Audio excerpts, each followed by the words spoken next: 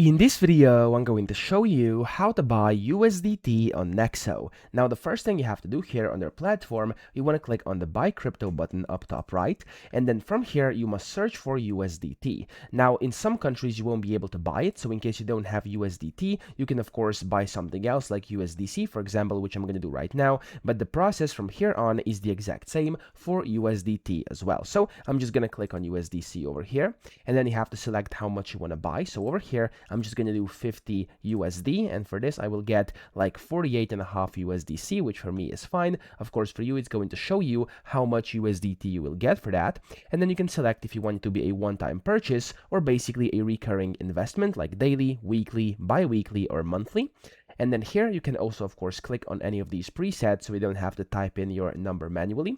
And of course, if you're having any other like currencies like euros or pound sterling, stuff like that, you can, of course, go ahead and change it over here.